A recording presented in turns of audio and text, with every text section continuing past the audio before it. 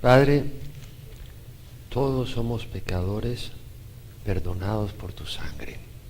Hemos reconocido por tu gracia, Señor, que estamos mal. Hemos reconocido que te necesitamos. El héroe eres tú, Señor.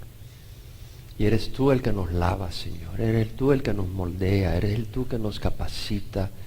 Eres el tú, Señor, que nos has creado con un propósito hermoso. Y es, Señor, que disfrutemos toda la eternidad en tu presencia. Señor, como hijos del Dios viviente, como hermanos menores de Cristo Jesús. Te rogamos, Señor, que tú nos ministres con el estudio de tu palabra, nos ayudes, Señor, nos des hambre, nos des entendimiento, nos des sed, nos des la habilidad, así como nos das la habilidad de saborear una buena carnita, des un corazón que puede saborear tu palabra, que es ni sin comparación, Padre. En nombre de Jesús, amén. Dios les bendiga, hermanos. Se pueden sentar. Continuamos con el estudio de la carta de Pablo a los Corintios, la segunda carta de Pablo a los Corintios, versículo 11 al 17. Hemos visto cómo Pablo en el capítulo 4 habla de su ministerio, de él como siervo de Dios. Y dice, nosotros no nos predicamos a nosotros mismos, sino a Cristo Jesús como Señor, y a nosotros como siervos vuestros por amor a Jesús. Y Pablo, me encanta ese versículo donde dice, Dios que dijo que de las tinieblas resplandezca la luz, es el que ha resplandecido en nuestros corazones para iluminación del conocimiento de la gloria de Dios en el rostro, en la faz de Cristo Jesús. Y ya elaboramos sobre eso. Pablo dice, pero tenemos este ministerio en vasos de barro para que la extraordinaria grandeza del poder no sea de nosotros, sino de Dios. Y sí, Pablo dice, presionados por todos lados, afligidos, pero no agobiados, no aplastados. Sí, perplejos, sorprendidos, pero no desesperados. Pablo dice, perseguidos, pero no abandonados, derribados, pero no destruidos. Y Pablo habla, pero dentro de todas estas luchas, Pablo dice, todo esto vale la pena porque al fin y al cabo este cuerpo va a ser resucitado un día. Vamos a resucitar por Dios, nos va a resucitar y vamos a estar con Jesús y todos los hermanos. Y Pablo dice, además nuestro esfuerzo no es en vano porque la gracia de Dios se está extendiendo a través de muchos. Muchos están conociendo al Señor, están saliendo del infierno. Pablo llama a la aflicción actual leve y pasajera. Pero Pablo dice, nos produce un eterno peso de gloria que sobrepasa toda comparación. Al poner los ojos no en las cosas que se ven, sino en las cosas que no se ven, porque las que se ven son temporales, pero lo que no se ve es eterno. Hablando de las cosas que se ven, Pablo habla de su cuerpo y cómo ese cuerpo, esa tienda temporal, está decayendo, pero un día va a ser reemplazada por una permanente, celestial, un edificio de Dios. Y luego Pablo recuerda, cuando estamos en este cuerpo estamos ausentes de Cristo. O sea, físicamente no le vemos, aunque Cristo está con nosotros, pero físicamente no le vemos.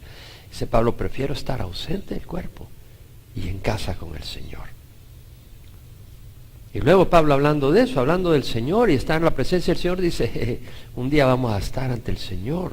Y dice, todos nosotros debemos de comparecer ante el tribunal de Cristo, no para ser enviados al infierno, juzgados en el sentido de si somos perfectos para entrar al cielo o no, sino nuestras obras van a ser juzgadas por el Señor. Él conoce nuestros corazones y va a juzgar nuestras obras. Y de esa manera nos va a recompensar, dependiendo de la motivación, dependiendo de qué nos motiva a hacer lo que hacemos. ¿Por qué venimos a la iglesia? ¿Por qué ofrecemos amor a alguien? ¿Por qué le damos algo a alguien? ¿Por qué hacemos lo que hacemos? ¿Cuál es la motivación? ¿Cuál es el propósito? Cristo lo sabe. Y luego continuamos con el versículo 11. Pablo dice, por tanto, conociendo el temor del Señor, persuadimos a los hombres, pero a Dios somos manifiestos, y espero que también seamos manifiestos en vuestras conciencias. No nos recomendamos otra vez a vosotros, sino que os damos oportunidad de estar orgullosos de nosotros para que tengáis respuestas para los que se jactan en las apariencias y no en el corazón. Porque si estamos locos es para Dios, y si somos cuerdos es para vosotros. Pues el amor de Cristo nos apremia, habiendo llegado a esta conclusión que uno murió por todos, por consiguiente todos murieron. Y por todos murió para que los que vivan, ya no vivan para sí, sino para aquel que murió y resucitó por ellos. De manera que nosotros de ahora en adelante ya no conocemos a nadie según la carne, aunque hemos conocido a Cristo según la carne. Sin embargo, ya no le conocemos así. De modo que si alguno está en Cristo, nueva criatura es. Las cosas viejas pasaron y aquí son hechas nuevas.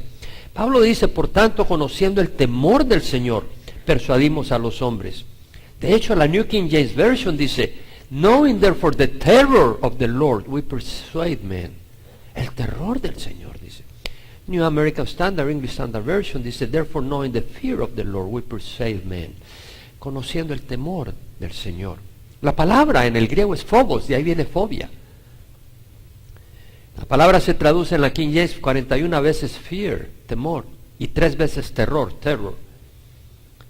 En el léxico griego de Thayer, la palabra dice que significa temor, terror, miedo, reverencia, respeto, todo dependiendo del contexto.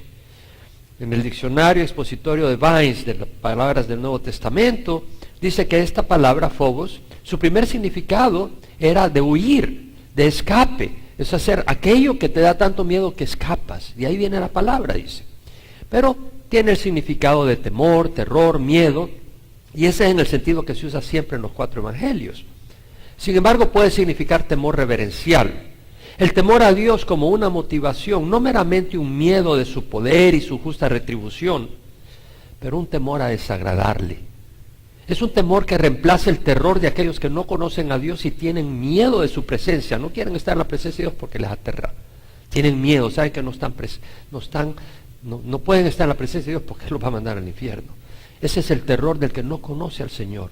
Pero no se trata de ese temor en ese contexto, sino que es un temor que influencia la actitud de quien tiene el Espíritu Santo y ha puesto su fe y confianza en Dios y tiene paz de estar en la presencia de Dios, pero tiene un temor, un respeto y un entendimiento que un día Él va a juzgar nuestras obras. Tratando de entender este concepto en el contexto, he escrito aquí un poco lo que puede significar. Para el cristiano, recordemos que Cristo, además de ser nuestro hermano mayor, es nuestro Padre. En Isaías dice, Padre eterno, Dios poderoso, príncipe de paz. Es un Padre, es Padre eterno, es Dios. Y además es Señor, Señor de señores y Rey de reyes. Jesús es nuestro Señor. La palabra Señor quiere decir amo, jefe, patrón, presidente, director. Y además de tener esa autoridad, y le tenemos que rendir cuentas un día porque Él nos ha dado la vida. Además de tener esa autoridad, hay personas que tienen autoridad pero tú no los respetas. A veces hay presidentes que hay gente que no les respeta. ¿Por qué? Porque no se ha ganado el respeto de ellos. Pero Cristo, Él merece toda nuestra obediencia. Él es recto. Él no es un sinvergüenza como muchas personas que están en autoridad. Él es sin pecado. Él tiene derecho a exigir que nosotros seamos rectos en nuestro proceder. Además, Él nos ha amado tanto. Él ha mostrado su gran amor muriendo en la cruz, sufriendo increíble castigo por nosotros.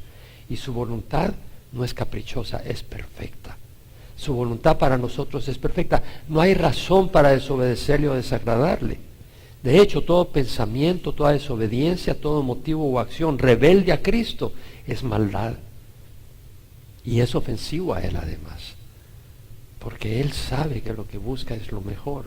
Y Él ha derramado su sangre por nosotros. Y cuando nosotros rehusamos, cuando nosotros actuamos en forma que no es correcta, le ofendemos como cuando un hijo puede ofender a un padre que es amor, que es recto, que tiene autoridad. Y el hijo tiene esa sensibilidad si realmente tiene un corazón de no querer ofender a su papá. Además, ¿sabe? No olvidemos que Jesús además ve todo, ve nuestros corazones, nuestros motivos, pensamientos y acciones. Y un día daremos cuentas. Él juzgará toda acción y toda motivación. Cristo merece todo nuestro respeto. No bromeemos con el nombre de Jesús. No contemos bromas que incluyan a Jesús. Habla de tu perro en tus bromas, habla de tu tío, habla de ti si quieres, pero no metas a Jesús en tus bromas. Honremos a Jesús. ¿Qué quiere decir entonces ese temor a Jesús? ¿Que vamos a estar atemorizados y congelados de miedo? No, pero que debemos reconocer que el Señor es digno de nuestro respeto. Y además reconocer que nuestro destino eterno depende de Él. Está en sus manos. Y eso no es broma, es serio. Y como un hijo que ama a su padre, debemos de buscar honrarle y no ofenderle. Y cuando fallamos, recordemos también que Él es nuestro mediador y el que pagó por nosotros y nuestros pecados. Y vengamos y pidámosle perdón. Hay un espíritu que está entrando en las iglesias, óigame bien.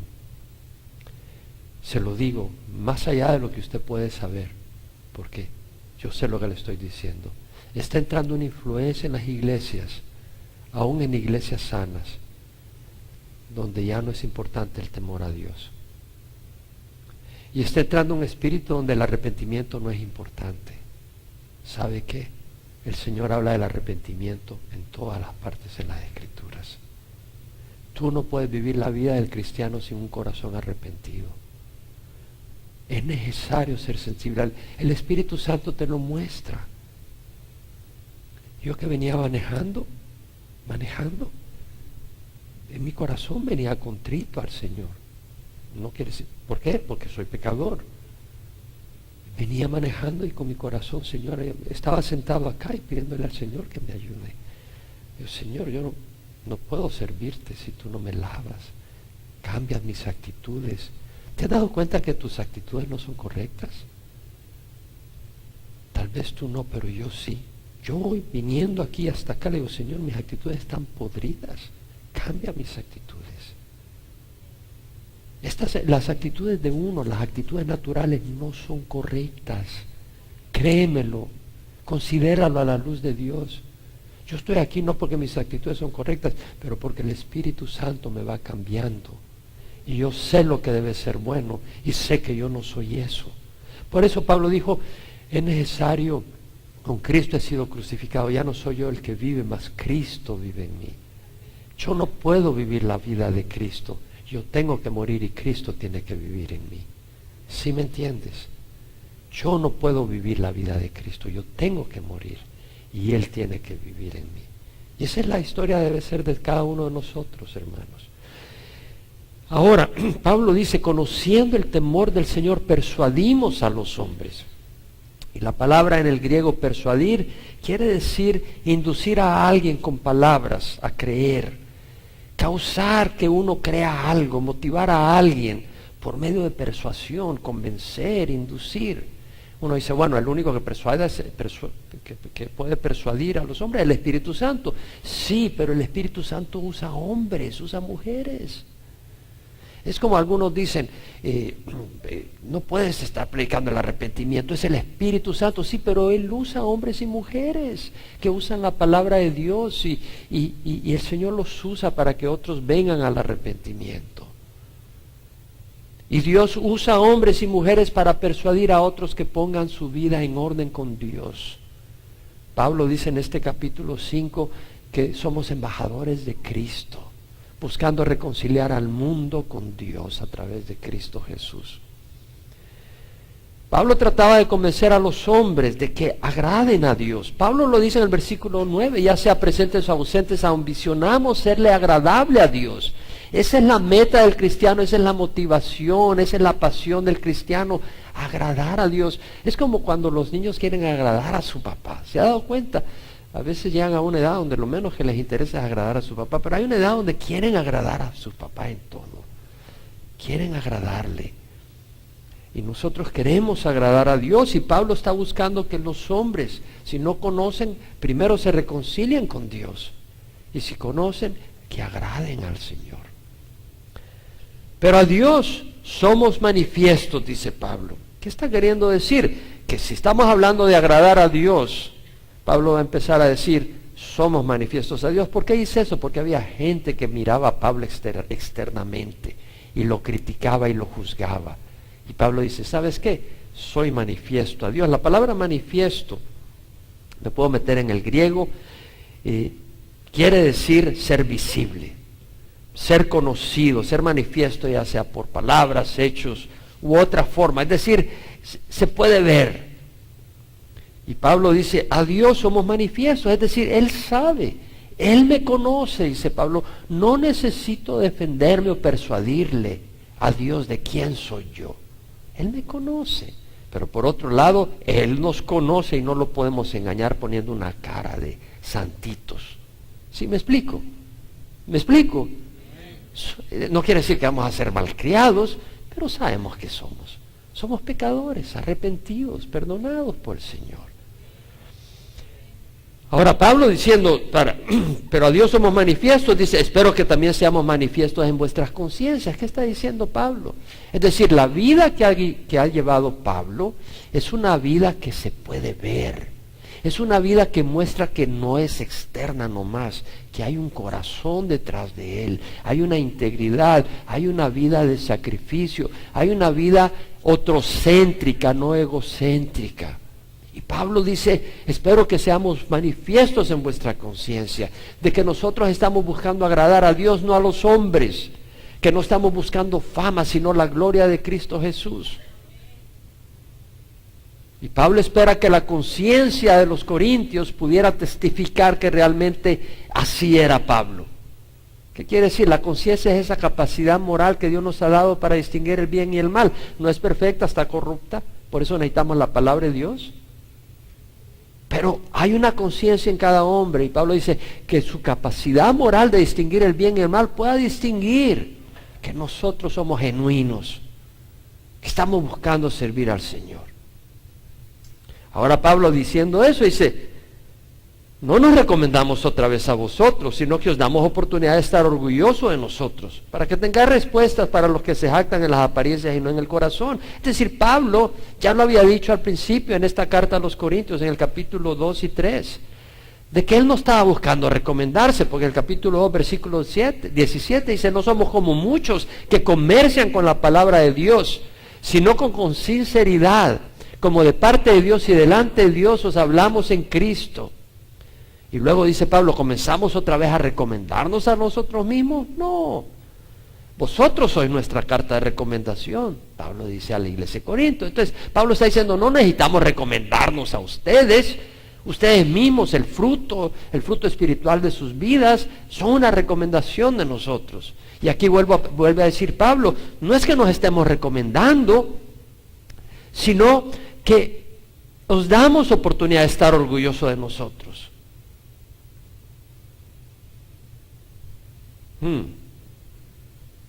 Es importante que tú te sientas bien de tus líderes, no solo de lo que dicen, pero de tus líderes. No quiere decir que tus líderes deben de ser perfectos, porque ya lo dije, todos somos imperfectos, somos pecadores. Pero si tú no te sientes cómodo, ni satisfecho, ni orgulloso de tus líderes, busca un lugar a donde puedas sentirte satisfecho de tus líderes. No basta lo que dicen los líderes, su vida debe ser un testimonio. Pablo dijo, seguidme a mí como yo sigo a Cristo Jesús. Si tú no puedes seguir a tu líder, no lo sigas, busca otro líder. Ahora Pablo dice, os damos oportunidad de estar orgullosos de nosotros para que tengáis respuestas para los que se jactan en las apariencias y no en el corazón. ¿Sabe usted que hay gente que se jacta en las apariencias? Hay ministerios cuyo combustible, la fuerza que los mueve es la popularidad, la fama, la aceptación de los hombres, el imperio económico, y eso es lo que los motiva, eso es lo que mantiene ese ministerio, eso es lo que empuja, esa es la fuerza, no agradar al Señor necesariamente. Hay ministerios que atraen multitudes, venden miles de libros y de DVDs, tienen grandes edificios y recursos, no tiene nada de malo eso, pero muchas veces es porque están motivados por comercialismo y manejan las cosas de manera de que puedan seguir su propósito, que es ellos mismos. Sus ministerios a veces son espectaculares, de hecho a veces sus servicios parecen espectáculos de entretenimiento, más que reuniones donde se busca humildemente y con corazón contrito a Dios y agradar a Dios. Ministerios muchas veces aparecen ser bendecidos por Dios, pero el buscar agradar a los hombres, no a Dios, el ser guiado por el comercialismo y no por el Espíritu Santo, no le agrada a Dios. Y Pablo le está diciendo acá, no, nosotros queremos que ustedes tengan respuesta a los que se jactan en las apariencias y no en el corazón. Pablo no tenía mucho prestigio en la mayoría judía y en la mayoría de los gentiles tampoco, y su meta era que se arrepintieran y vinieran a Dios, poniendo la fe en Jesús y abandonando la vida de pecado. Ese llamado no es popular y le causó grandes dificultades a Pablo. Pablo dice, pero si estamos locos es para Dios y si somos cuerdos es para vosotros. La New King James Version, la New American Standard Version dicen, but if we are besides ourselves, it is for God. If we are of sound mind, it is for you. La New International Version lo traduce, if we are out of our mind, as we may say, it is for God. If we are in our right mind, it is for you. O sea, besides ourselves, si estamos locos, fuera de sí. If we are out of our mind, si perdimos la mente, por decirlo así. Es por Dios. Porque si estamos locos es para Dios. ¿Qué quiere decir Pablo acá, estar loco? Le voy a decir lo que no quiere decir. Porque algunas personas hacen unas locuras y dicen, el Espíritu Santo me hizo hacerlo. ¿Se ha oído? ¿Ha oído gente que hace unas locuras y dice, es que el Espíritu. Pero en 1 Corintios 14, 32 y 33 leemos que los espíritus de los profetas están sujetos a los profetas. Porque Dios no es un Dios de confusión, sino de paz, como en todas las iglesias de los santos. Dios no es un Dios de confusión, sino de paz. En 1 Corintios 14, 40, Pablo dice, pero que todo se haga decentemente y con orden. Hay cosas que se hacen, un desorden, un despelote, un revoluto, un relajo, pero Pablo dice que todo se haga decentemente y con orden. Y en 1 Corintios 14, 24, Pablo dice, si toda la iglesia se reúne y todos hablan en lengua, si entran algunos sin ese don o incrédulos, ¿no dirán que estáis locos? O sea, cuando Pablo dice, si estamos locos es para Dios, no está hablando de un actuar totalmente absurdo, no está hablando de eso, está hablando de otra cosa. Pablo estaba enloquecido por el Evangelio. Él tenía una pasión por llevar el Evangelio que hacía cosas que uno dice, estás loco, ¿cómo te vas a ir a meter a ese lugar? Estás loco, ¿cómo te vas a ir sin llevar? ¿Cómo te vas a ir en ese barco? ¿Cómo te vas a pegar esa caminada por el desierto? Por ese camino desierto los ladrones te pueden matar. Pablo está loco. Pero por el Evangelio Pablo lo hacía. Por Dios Pablo lo hacía. Vamos a Hechos 13. Cuando vemos el primer viaje misionero de Pablo, fíjate lo que hace Pablo. En el capítulo 13 leemos el versículo 44 en adelante. Pablo llega a Antioquía de Pisidia, en lo que es el área de Asia en ese tiempo, Turquía, en ese primer viaje misionero, y comparte en la sinagoga el primer día de reposo. Y el segundo día de reposo va a compartir. Y se reunió toda la ciudad para oír la palabra del Señor, pero cuando los judíos vieron la muchedumbre, se llenaron de celo y blasfemando contradecían lo que Pablo decía. Y Pablo empieza a predicar con valentía. Bueno, hasta ahí todo bien. Versículo 50. Pero los judíos instigaron a las mujeres piadosas y distinguidas y a los hombres más prominentes de la ciudad y provocaron una persecución contra Pablo y Bernabé. Y los expulsaron de su comarca. ¿Qué le pasa en Antioquía? Lo expulsan. ¿Estamos acá? ¿Qué hace? Se regresa Pablo para Antioquía de Siria, de donde partió, que es distinto que Antioquía de Pisidia, que es en Asia. No se regresa. Sigue su camino. ¿Para dónde va? Para Iconio. Bueno, va a Iconio y vemos de que el versículo 14, ¿a dónde va primero? A la sinagoga. Ya le había ido mal con los judíos, pero va a la sinagoga de nuevo. Y empieza a compartir a la sinagoga y habló de tal manera que creyó una gran multitud, pero los judíos que no creyeron excitaron y llenaron de odio los ánimos de los gentiles contra los hermanos. Y se quedaron un buen tiempo ahí predicando, pero, versículo 4, cuando la multitud de la ciudad estaba dividida, y unos estaban con los judíos y otras con los apóstoles. ¿Qué quiere decir? Que la multitud estaba dividida. ¿Y sabes qué es media multitud? Es una multitud. Tenía una multitud en contra de él. ¿Y qué? Se dieron cuenta de que los gentiles y los judíos con sus gobernantes prepararon un atentado para maltratarlos y apedrearlos. En Iconio. ¿Y qué sigue Pablo? ¿Se regresa? No. Sigue su camino. ¿Para dónde? Para Listra. ¿Y en Listra qué? Lo apedrean. Ve el versículo 19 al 20. Vinieron algunos judíos de Antioquía de Pisidia, e Iconio. En Iconio lo habían expulsado, y en Iconio los querían apedrear, los querían maltratar y apedrear, y en Antioquía lo habían expulsado. Y llega a Listra, y ahí empieza a compartir, pero vinieron algunos judíos de Antioquía y de Iconio, y habiendo persuadido a la multitud, apedrearon a Pablo y lo arrastraron fuera de la ciudad pensando que estaba muerto. Pero mientras los discípulos lo rodeaban, él se levantó y entró en la ciudad, y al día siguiente partió con Bernabé a Derbe. Continúa en su misión. O sea, estás loco, Pablo, te van a matar. Pero él continúa. Pero espera, no es todo. Va a Derbe, predica el evangelio, y mira lo que dice el versículo 21. Después de anunciar el evangelio a aquella ciudad y de hacer muchos discípulos, volvieron a Listra. ¿Qué le pasó en Listra? Ahí lo habían apedreado. Pablo vuelve a Listra y a Iconio, donde lo habían expulsado, y a a Iconio, donde lo querían apedrear, y a Antioquía, donde lo habían expulsado. Vuelve a esos lugares y dice, fortaleciendo los ánimos de los discípulos, exhortándoles a que perseveraran en la fe, y diciendo, es necesario que a través de muchas tribulaciones entremos en el reino de Dios. Pablo estaba enloquecido por el evangelio. ¿Sí me explico? A eso se refiere cuando dice, si estamos locos es para Dios. Pablo estaba apasionado por el evangelio de la gracia. De hecho, en el capítulo 15 vemos que cuando él regresa a Antioquía de Siria, que era el lugar de donde había partido, y llegan algunos judíos diciendo que había que circuncidarse conforme al rito de Moisés, si no, no podía ser uno salvo.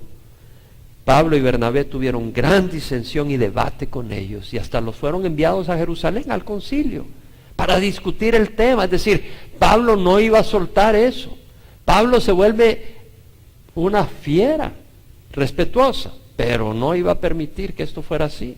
Se levanta y se opone. ¿Cómo es posible que tenemos que circuncidarnos? ¿Cómo es esto? ¿Qué estás enseñando? Pablo no se queda tranquilo, apasionado.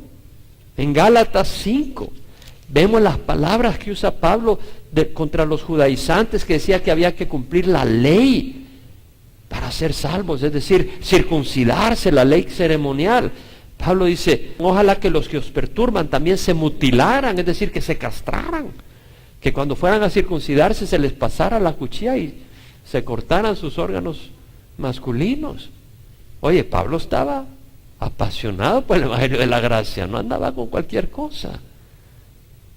Y vemos que su amor por el evangelio es tal que el Espíritu le hace saber en su tercer viaje misionero, cuando va de regreso a Jerusalén. El Espíritu le hace saber que le esperan cadenas y prisión. Y Pablo dice en el versículo 21, Lucas, hablando de Pablo, en el capítulo 20 de Hechos, versículo 21, dice, testificando solemnemente tanto a judíos como a griegos del arrepentimiento para con Dios y de la fe en nuestro Señor Jesucristo. Y ahora, he aquí que yo, Lucas escribe, pero Pablo es el que está hablando en este caso, atado en espíritu voy a Jerusalén sin saber lo que allá me sucederá, salvo que el Espíritu Santo solemnemente me da testimonio en cada ciudad, diciendo que me esperan cadenas y aflicciones. Pero en ninguna manera estimo mi vida como valiosa para mí mismo, a fin de poder terminar mi carrera y el ministerio que recibí del Señor Jesús, para dar testimonio solemnemente del Evangelio de la gracia de Dios. Creemos en Pablo, hombre que está, oye, estás loco, te van a matar. Pablo dice, no importa. Pablo estaba loco por Dios. Hay muchos que siguen los pasos de Pablo hoy en día. Para el hombre estamos locos cuando tú sacrificas algo y dejas de pasar una oportunidad por servir al Señor. Estás loco. A veces los padres tenemos que tener cuidado, porque muchas veces los padres quieren que sus hijos conozcan a Dios.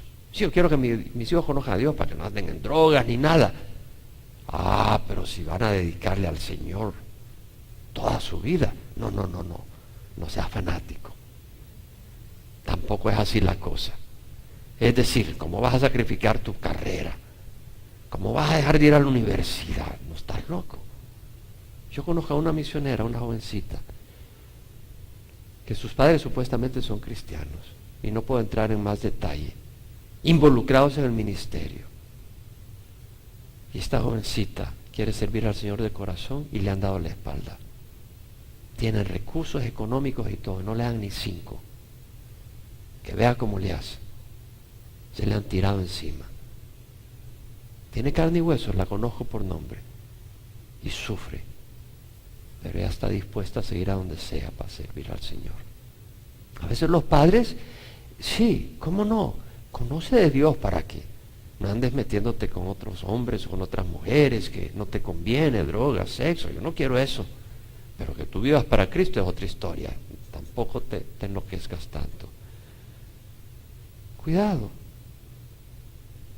Yo creo que Cristo merece todo. Tu carrera de ingeniero, de abogado, en el cielo no te va a servir. Lo que va a servirte es lo que has hecho con tu vida. Para honrar a Dios que te dio la vida. Este mundo es una prueba. Es una prueba para ver en qué pones tu corazón. ¿A quién le crees? ¿A Satanás? ¿Las cosas que ves o las que no se ven que son eternas? ¿En dónde pones tu corazón? Y Pablo dice, si somos cuerdos es para vosotros. Pablo obraba con prudencia.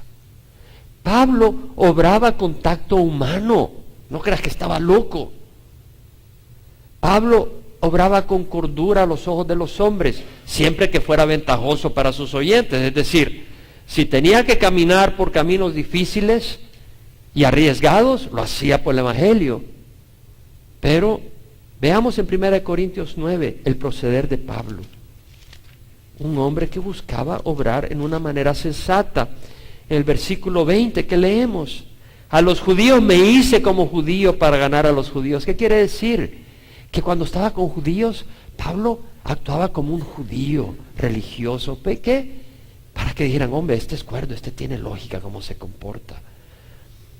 A los que están bajo la ley, como bajo la ley, aunque yo no estoy bajo la ley.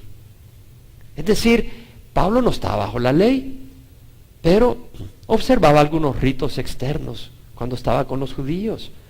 O sea, para que dijeran, oye, este sí. O sea, actuaba con sensibilidad, con tacto. Pablo era un hombre sensato. A los que están sin la ley como sin la ley. Es decir, aquellos que están sin la ley. Oye, eso de estar yendo, esto de observar esto y observar lo otro, esto es un absurdo. Sí, no, yo soy libre en Cristo, decía Pablo. O sea, venía con ese tacto para llegarle a la gente. Vemos que Pablo actuaba con cordura. Ahora, en el versículo 14, 2 Corintios 5, Pablo dice, el amor de Cristo nos apremia.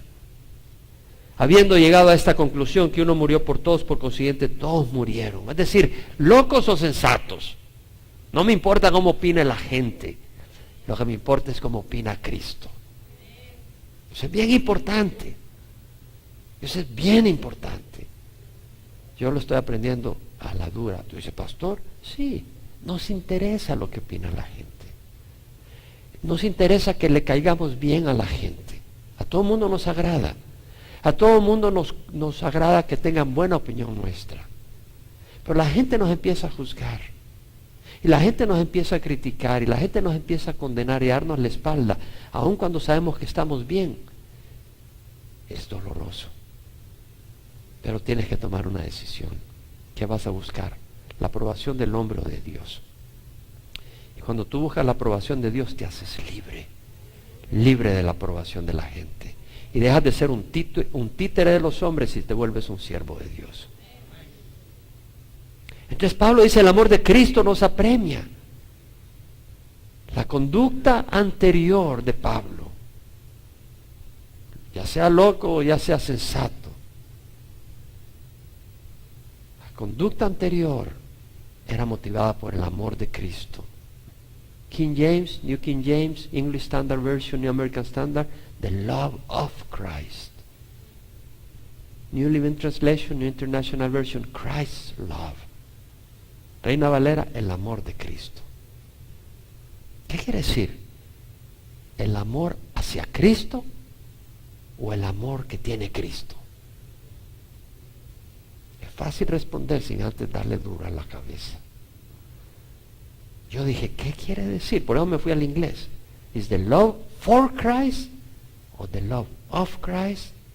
¿O the love I have towards Christ? ¿Qué es eso? El amor de Cristo. Bueno, le di duro a esto. Número 1, Dios es amor. ¿Quién puede decir amén? Y si no, mala suerte para ti, porque Dios dice que Él es amor. La Biblia dice, amados, amémonos unos a otros, porque el amor es de Dios. Y todo el que ama es nacido de Dios y conoce a Dios. El que no ama no conoce a Dios, porque Dios es amor. Dios es amor. De tal manera amó Dios al mundo que dio a su Hijo unigénito, para que todo el que crea en Él no se pierda, mas tenga vida eterna. Dios es amor.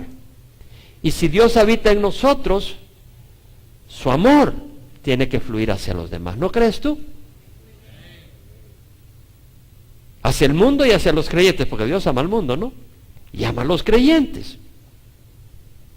Dios es amor. Y cuando Cristo reside en nosotros, Cristo no es Dios. ¿No es Dios encarnado? ¿Cristo no es amor? Cristo es amor. Cuando Cristo reside en nosotros, su amor fluye hacia el mundo y hacia los hermanos en la fe. Juan, en su primera epístola, dice, el testimonio es este, que Dios nos ha dado vida eterna y esta vida está en su Hijo. El que tiene al Hijo tiene la vida. El que no tiene al Hijo de Dios no tiene la vida. O tienes o no tienes al Hijo de Dios. Y si tienes al Hijo de Dios, ¿quién reside en ti? Aquel que es amor. Y si Cristo amó al mundo, y tú tienes al Hijo de Dios, y como Pablo dice, con Cristo he sido crucificado, ya no soy yo el que vive, mas Cristo vive en mí, ¿qué es lo que va a fluir de tu vida? Amor. Cuando entendemos el amor de Cristo también por nosotros, ¿qué provoca en nosotros? Amor hacia Cristo. Primero, Él es tan maravilloso. ¿Quién puede decir amén? Él es tan maravilloso, Él es tan precioso nuestro Señor. Su justicia, su rectitud, su santidad, su perdón, su misericordia, su bondad. Bueno, ¿quién puede decir de que el mundo está lleno de grandes y maravillosas cosas? ¿Has visto una salida de sol? ¿Una puesta de sol? ¿Has visto un colibrí? ¿Has visto una rosa? ¿Has visto un clavel? ¿Has estado en las montañas? ¿Has visto la naturaleza? ¿Quién puede decir que Cristo es increíblemente maravilloso? Y además nos ama. Nos ama. Cristo es amor. Y cuando entendemos el amor que tiene Dios para nosotros, yo te digo, cuando yo recibí a Cristo en el año 1984, 30 años este año, recibí al Señor. Cuando yo recibí al Señor, yo lo único que podía hacer era servir a mi Cristo. No porque tenía que hacerlo. Fluía en mi corazón hablar de Cristo. Fluía en mi corazón hablar del Evangelio. Ya no podía pensar en otra cosa más que servir al Señor. Y quería dejar mi trabajo. Y me encanta mi profesión. Estás loco, Jaime. ¿Cómo vas a dejar tu trabajo? Sacaste una maestría. Hiciste esto. Pues ya no me interesa. No que no me encantaba. Pero mi pasión fue por el Señor. Te enloqueces. El amor enloquece. ¿Quién puede decir amén? El amor enloquece. Y el amor a Cristo te enloquece, Señor. Cuando conocemos algunos dicen, yo amo a Dios, y ponen un sticker. Y yo digo, yo quitaría ese sticker. No te gloríes en que amas a Dios. Gloríate que Dios te ama a ti. Mugroso, sucio, pecador, arrogante, y te ama. Que tú amas a Dios, pues hasta las hormigas lo aman. Pero que Dios nos ame a nosotros, otra cosa. Mira cuán gran amor nos ha otorgado el Padre para que seamos llamados hijos de Dios, y eso somos. Por eso el mundo no nos conoce, porque no le conoció a Él. Amados, ahora somos hijos de Dios. Y no se ha manifestado lo que habremos de ser, pero sabemos que cuando Él se manifieste seremos semejantes a Él, porque le veremos tal como Él es. Y el que tiene esta esperanza puesta en Él se purifica así como Él es puro. ¿Sabes qué te purifica? No la ley. La ley provoca el pecado. ¿Sabes lo que te purifica? Saber que Cristo nos ama, que dio su vida por nosotros y que tiene un plan maravilloso para nosotros. Y esperar. Ponemos los ojos no en lo que se ve, sino en lo que no se ve. porque lo que se ve es temporal, pero lo que no se ve es eterno. Y si amamos a Dios, vamos a obedecerle, ¿no? Jesús dijo, si me amáis, guardaréis mis mandamientos. Si alguno me ama, guardará mi palabra, y mi Padre le amará, y vendremos a él y haremos con él morada. ¿Y qué es lo que nos mandó el Señor? Estos mandos, que os améis los unos a los otros. Un nuevo mandamiento os doy, que os améis los unos a los otros, que como yo os he amado, así os améis los unos a los otros. Como yo os he amado, no como Mr. Gañán, que llega y trata de conseguir a su novia, va a tener sexo y eso es todo lo que quiere. Ese no es el amor del Señor. ¿Sí me explico? El amor del Señor es un amor completo. O incluye intimidad en el matrimonio, donde hay respeto, donde hay un verdadero amor, donde uno busca el bien del otro, no solo simplemente satisfacer sus deseos íntimos, un verdadero amor. ¿Y qué dice el Señor? Un nuevo mandamiento os doy, que os améis los unos a los otros, que como yo os he amado, así os améis los unos a los otros. En esto conocerán todos que sois mis discípulos, si os tenéis amor los unos a los otros. ¿Cuál es la prueba que somos discípulos del Señor? Por el amor que nos tenemos unos a otros. Yo recuerdo cuando recibí al Señor, apareció en mi corazón un amor sobrenatural hacia los cristianos. Increíble el amor de Dios. Viene de Dios. Y Pablo dice, el amor de Cristo nos apremia, no dice nos premia, aunque nos premia, el amor de Cristo es un premio para nosotros, que no merecemos, pero el amor de Cristo nos apremia. La palabra en New King James Version, New International Version, compels us, es decir, nos empuja, como una fuerza que te mueve. La English Standard Version, la New American Standard Version, controls us, nos gobierna, nos dirige. ¿Qué quiere decir? La palabra en el griego, sunekho, se traduce en muchas maneras dependiendo del contexto. To be taken with, ser llevado, thrown, o sea, como una multitud que llena un lugar, o sea, ser abrumado de una multitud, ser empujado, o straighten, restringir, hacer angosto, hacer difícil el camino, o keep in, guardar, hold, sostener, press, presionar, constrain, limitar o restringir, o forzar a alguien a hacer algo, to be in a strait, estar en una situación angosta. ¿Qué significa la palabra? Porque a veces el español no tiene todo el sentido de lo que está queriendo decir la palabra en el griego. ¿Qué quiere decir? Aunque yo lo tenía el sentido, sin haberme ido jamás antes al griego en esta palabra, tenía el sentido por el contexto, por conocer la Escritura. Es tan importante conocer la Escritura, Génesis, Apocalipsis, porque te ayuda a entender la misma palabra. Pero en el griego la palabra significa retener algo en las manos por sus partes, para que no se separen, presionar algo por todos lados, agarrar firmemente algo, estar agarrado por algo. A veces alguien no tiene un negocio, el negocio lo tiene, ¿sabes a qué me refiero, no? Y lo que estaba diciendo Pablo, que es el amor de Cristo hacia uno, lo tenía absorbido a Pablo. Y el amor a Cristo lo tenía agarrado. Pablo estaba gobernado por ese amor. ¿Sabes lo que quiero decir? Pablo estaba gobernado, ese amor lo movía, lo dirigía, lo restringía para no hacer cosas que normalmente uno haría si no tuviera ese amor de Cristo o amor a Cristo. Pablo dice, el amor de Cristo nos empuja, nos dirige, nos mueve, nos motiva, nos gobierna. Habiendo llegado a esta conclusión que uno murió por todos, por consiguiente todos murieron. Habiendo llegado a esta conclusión, tú no llegas a una conclusión si no consideras las cosas. Pablo consideró a Cristo, consideró su vida, su sacrificio, y él llegó a una conclusión. Uno murió por todos, y por consiguiente todos murieron. ¿Qué quiere decir? Cristo murió por cada uno de nosotros. Le debemos nuestra vida, ¿cierto? En otras palabras, hemos muerto, le pertenecemos a Él. Ya no nos pertenecemos a nosotros. Si no te gusta la idea, pues no vengas a Cristo y síguele perteneciendo al demonio, ¿cierto? Porque no hay otro.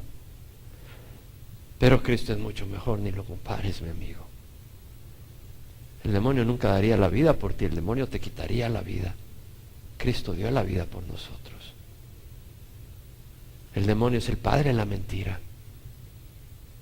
Cristo es luz, es vida, Yo soy el camino, la verdad y la vida. Cristo es vida. Vivir para uno mismo es muerte. ¿Quién puede decir amén? Qué aburrido vivir para uno mismo. ¿Quién ha vivido para sí mismo antes? Es muerte. Es aburrido. Tal vez por eso estás todo aburrido. No te emocionan las cosas. Porque vives para ti. ¿Y sabes qué pasa? La carne se pudre. ¿Cierto? La carne es putrefacción. Vives para ti es putrefacción. Habiendo llegado a esta conclusión que uno murió por todos, Cristo murió por todos, por consiguiente todos murieron, y por todos murió para que los que vivan, no vivan para sí, sino para aquel que murió y resucitó por ellos. Cristo murió por nosotros. Y también resucitó por nosotros. ¿Sabes qué? Al morir Cristo en la cruz, pagó por nuestros pecados. Todos nuestros pecados. Pero más, Cristo resucitó y está a la diestra del Padre. ¿Y qué es lo que hace?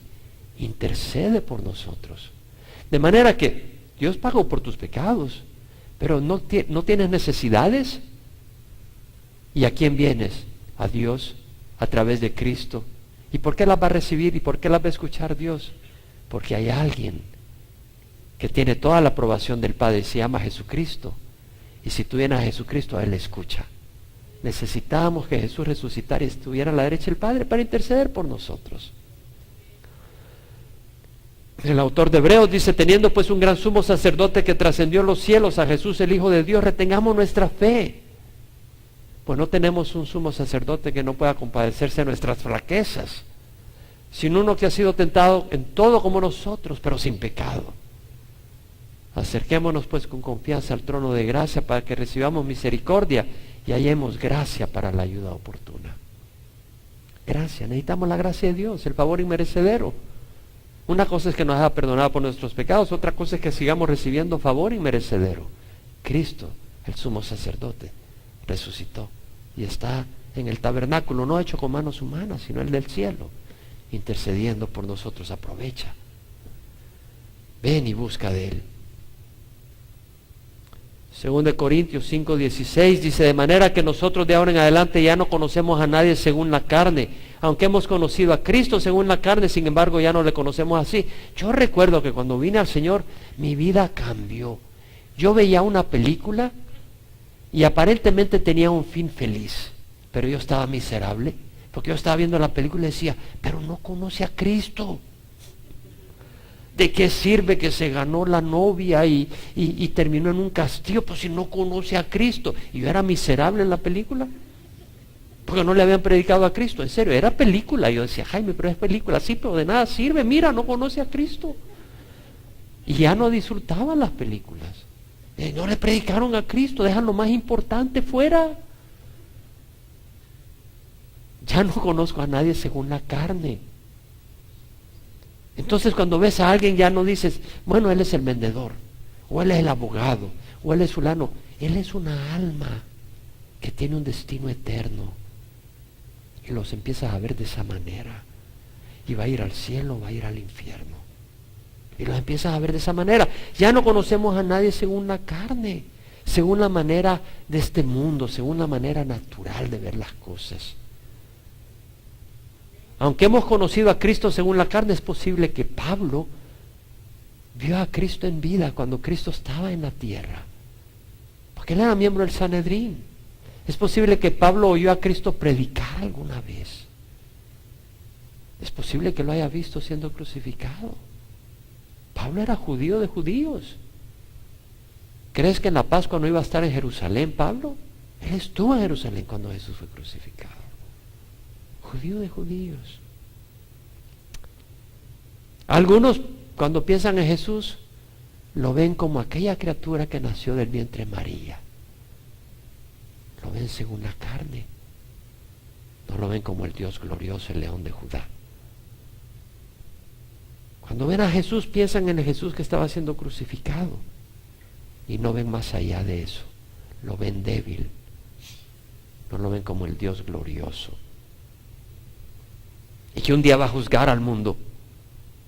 Y que si no vienes a Él, Él dice: ¿por qué me dices Señor, Señor? Y no haces lo que yo digo. Hay un temor que debería ser un terror si no conoces a Jesús. Vea Apocalipsis. Vea Apocalipsis 1. Jesús se le aparece a Juan. Y Juan lo ve. Y dice, en medio de los candeleros, versículo 13, había uno semejante al Hijo del Hombre, vestido con una túnica que le llegaba hasta los pies y ceñido por el pecho con un cinto de oro. Su cabeza y sus cabellos eran blancos como blanca lana, como nieve, sus ojos eran como llama de fuego. Dime si no te vas a espantar si no has recibido a Cristo. Sus pies semejante al bronce bruñido cuando se le ha hecho refulgir en el horno. Entiende que el bronce era símbolo de juicio.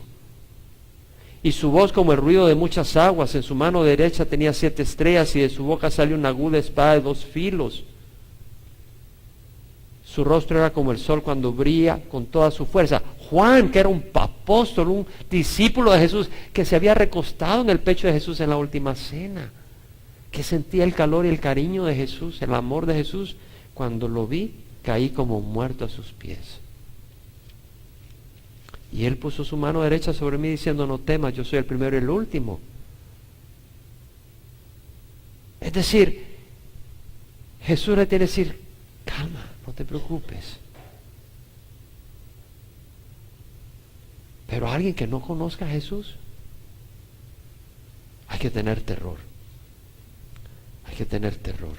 Porque un día tendrás que dar cuenta. Entonces vemos en 2 Corintios 5, ya terminamos, versículo 17. De modo que si alguno está en Cristo, nueva criatura es. Las cosas viejas pasaron y aquí son hechas nuevas. La palabra es tisis, que quiere decir criatura, creación, edificio. Y el significado en el griego es el acto de fundar, establecer, edificar. Una edificación, una construcción, una creación. Así lo traduce King James and English Standard Version, a new creation, una nueva creación. Si alguno está en Cristo, no dice si alguno sabe algo de Cristo. No dice si alguno está en Calvary Chapel Emanuel. Si alguno está en Cristo. ¿Qué quiere decir estar en Cristo? Haber puesto tu fe en Jesús. Confiar en Jesús. Estar en su palabra. Estar en su palabra no quiere decir tener la Biblia en tu... Yo veo a veces carros y tienen la Biblia atrás. Y la tienen ahí como un amuleto. Porque ahí está la Biblia, nunca la abren. Ahí está. Como que la Biblia los va a proteger. Esa Biblia no te va a proteger, mi amigo. Esa Biblia la tienes que leer y conocerla en tu corazón. Conocer la palabra que es la que da vida. La Biblia no la uses como amuleto, es lo que usan la cruz como un amuleto. Esa cruz no te va a proteger. Cristo te va a proteger. Y si tú no vienes a Él, Él es tu enemigo. Jesús dijo, el que no está conmigo está contra mí. El que no recoge conmigo desparrama. Somos nuevas criaturas, si alguno está en Cristo. Cuando yo recibí a Cristo, en ese momento me convertí en una nueva criatura. Uno nace de nuevo. Un bebé es una nueva criatura, ¿no? Y va creciendo. Con la palabra de Dios vas madurando. Somos nuevas criaturas. Oh, este mismo cuerpo, todavía es el mismo cuerpo. Y la gente por eso no reconoce que somos nuevas criaturas.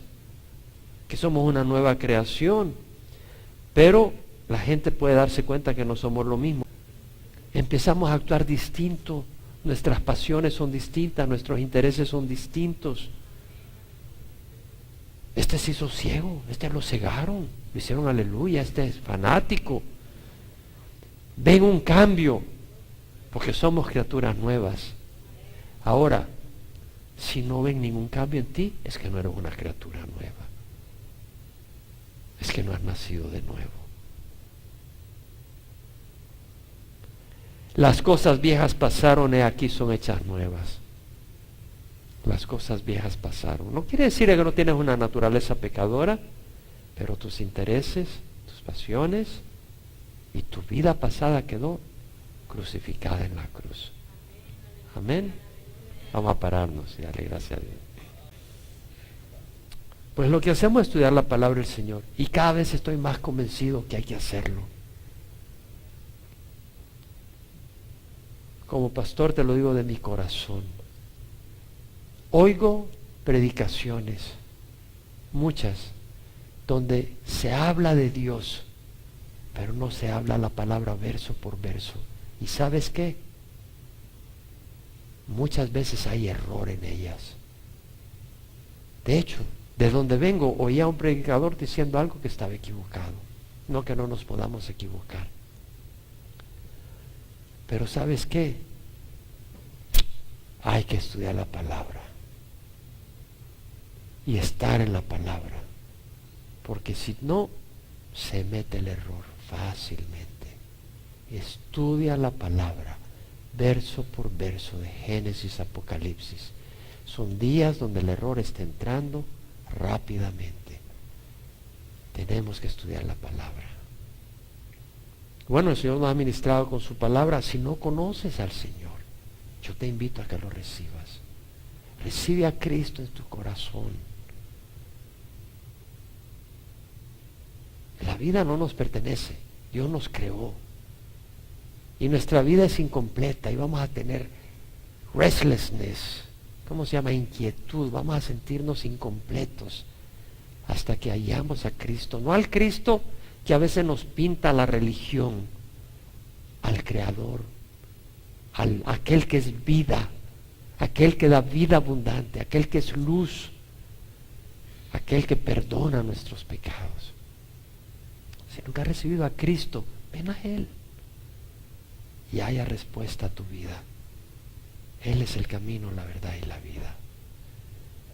Te invito a que ores conmigo, a donde estés, en el salón familiar, en este salón, o por DVD, o por internet, recibe a Cristo. Padre, te ruego perdón por mis pecados. Hoy recibo a Jesús como guía de mi vida, como Señor, mi Salvador. Quiero caminar en su camino, el camino de luz, de rectitud, de verdad, de amor. Perdona mis pecados, he sido egoísta, impaciente, digo lo que no debo decir, pienso lo que no debo de pensar. Lávame, perdóname, restáurame. Quiero que seas mi Señor y mi Salvador. El sacrificio de Jesús en la cruz paga por tus pecados. Si crees que Él vive y resucitó, Cristo entra en tu corazón. Padre, escucha la oración de aquella que clama a ti. Sabemos de que tú le escuchas, porque el que clama a ti será salvo. Clama a mí y yo os responderé. Y mostraré cosas grandes e inaccesibles que no conoces.